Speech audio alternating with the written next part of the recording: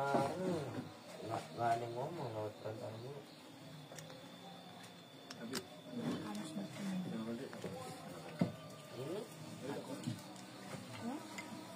Ini? Iya. Aku ganti lampu. Bukan, ini. Ayo.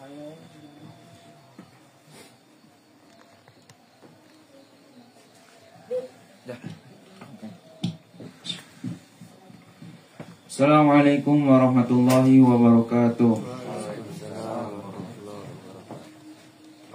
Alhamdulillahirabbil alamin wassalatu wassalamu asrofil anbiya'i wal mursalin wa ala alihi washabbihi ajmain, amma ba'd. Asyhadu an la ilaha illallah wahdahu la syarikalah wa anna Muhammadan abduhu wa rasuluhu la nabiyya ba'dahu wa rasulah. Segala puji bagi Allah, Tuhan seluruh alam, yang telah memberikan beribu-ribu nikmat. Dan nikmat yang paling nikmat adalah nikmat iman, nikmat Islam, dan nikmat hidayah, hingga kita bisa menikmati manisnya ibadah kepada Allah. Salawat serta salam kepada junjungan kita Nabiullah Muhammad SAW.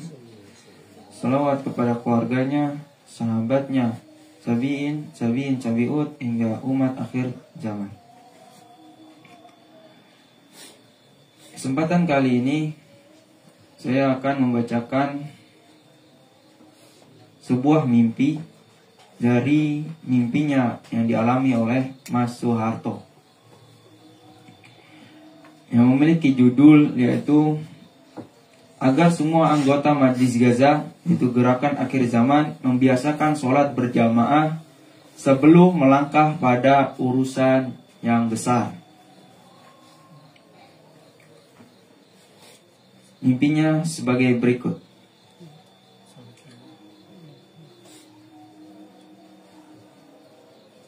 Assalamualaikum, saya Harto dari Brebes. Minggu 19 Oktober 2025. Setelah sholat tahajud, saya tidur lagi dan bermimpi lagi. Mimpi ini dialami pada tanggal 19 Oktober 2025. Dan selepas sholat tahajud, beliau tidur lagi. Dalam sebuah acara pertemuan Gaza, seseorang mengatakan sholat dulu. Saya kemudian mengikuti orang-orang untuk sholat. Dan saya melihat selembar kertas di meja yang bertuliskan pelajaran bahasa hiragana dan katakana. Dalam mimpi itu saya melihat itu penulisan huruf-huruf Jepang. Mimpi pun berakhir. Takwilnya. Mimpi ini sangat menarik karena datang setelah sholat tahajud dan berhubungan langsung dengan mimpi yang dialami sebelumnya, yang juga terjadi pada hari yang sama.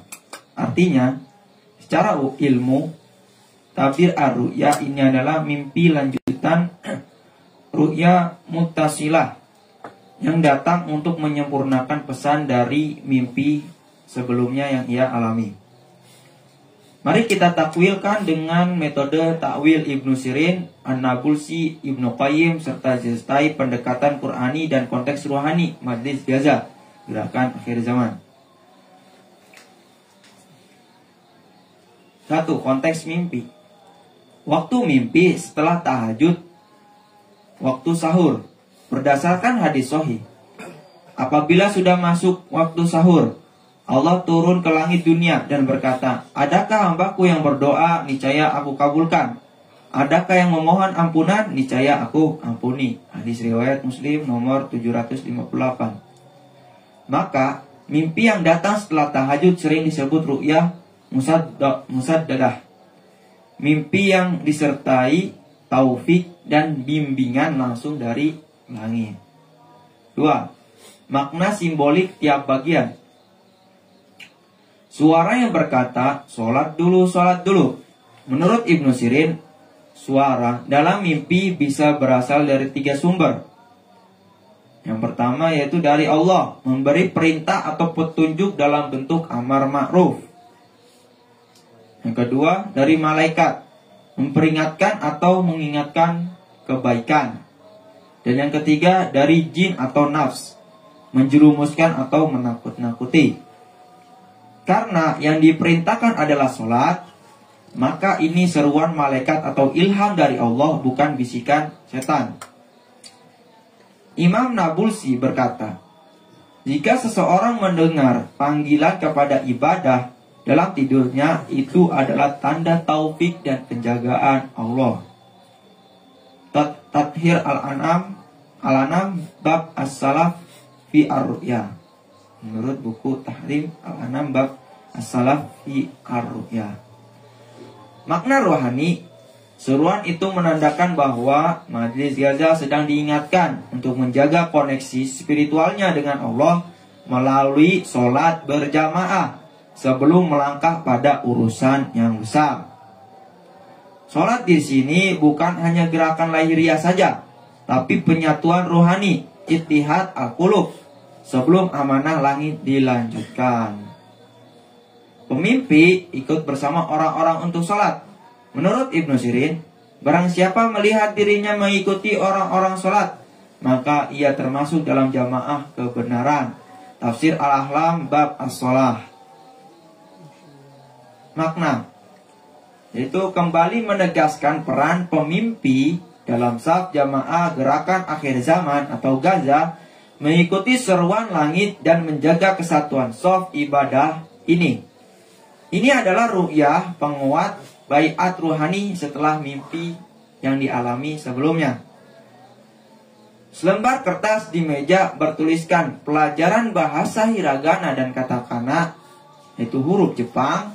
Bagian ini memerlukan takwil simbolik mendalam.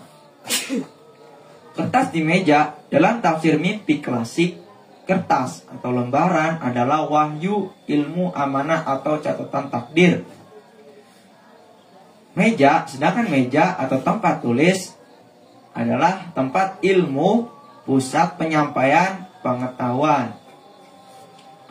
Barang siapa melihat lembaran tulisan dalam tidurnya, maka ia akan memperoleh ilmu, wahyu atau amanah baru dari Allah. Menurut An-Nabulsi Tathir Al-Anam juz 2.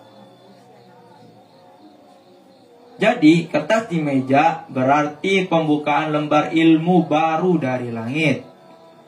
Pelajaran bahasa hiragana dan katakana ini menarik, yaitu bahasa Jepang secara simbolik, bukan hanya bahasa asing, tetapi bahasa timur jauh, melambangkan ilmu yang berasal dari arah timur, secara geografis maupun spiritual. Dalam tafsir simbolik Ibnu Qayyim dan Imam Al-Ghazali, bahasa yang belum dikenal menandakan ilmu yang belum dipahami manusia umumnya, yakni ilmu isyarat atau hikmah yang tersembunyi. Maka tulisan pelajaran huruf Jepang berarti akan datang pelajaran atau penyingkapan ilmu baru dari arah timur yang harus dipelajari dan dipahami oleh jamaah Gaza, yaitu gerakan akhir zaman. Simbol huruf-huruf Jepang menunjukkan bahasa yang sulit tapi penuh makna, mengisyaratkan ilmu rahasia atau hikmat tinggi yang perlu diterjemahkan secara rohani sebelum bisa diamalkan. Yang ketiga, analisis kesatuan dengan mimpi yang dialami sebelumnya. Unsur mimpi kedua makna integratif. Waktu sebelum subuh, setelah tahajud, rangkaian wahyu malam, tema penetapan saf, penduduk langit, penguatan ibadah, dan pembukaan ilmu langit, menetapkan dan mendidik saf. Simbol utama kursi putih, penataan saf, kertas huruf Jepang, ilmu rahasia. Setelah penetapan saf, datang ilmu dari timur.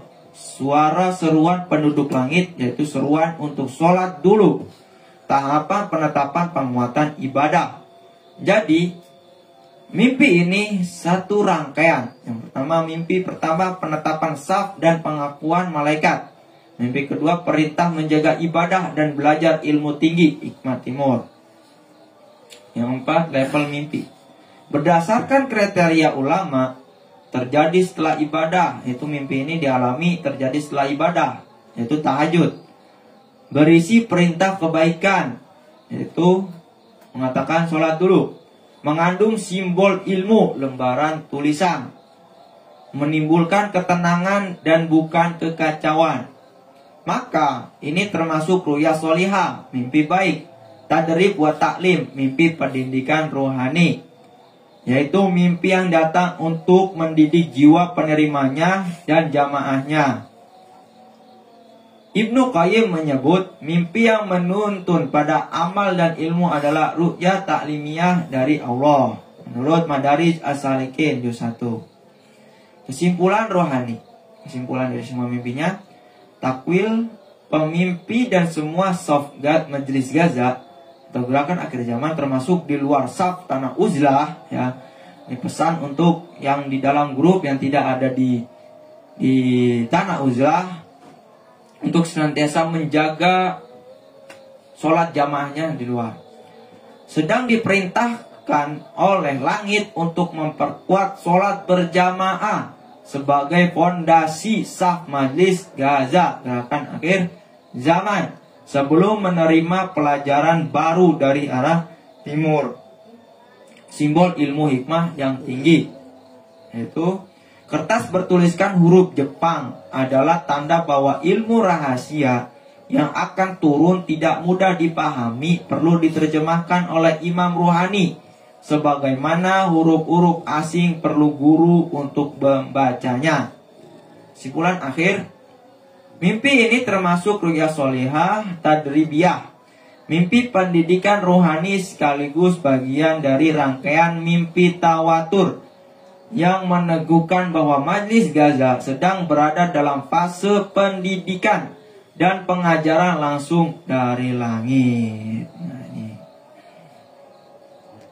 pesan dalam mimpi ini agar senantiasa menjaga sholat, ya, agar kita senantiasa terhubung secara spiritual kita kepada Allah Azza wa Jalla. Karena sholat adalah pondasi dari segala amal. Mungkin itu saja yang bisa saya sampaikan. Kurang lebihnya mohon maaf. Semoga apa yang saya sampaikan dapat diambil pelajarannya. Subhanakallahumma wa bihamdik, asyhadu an la ilaha illa anta, astaghfiruka wa atubu ilaik.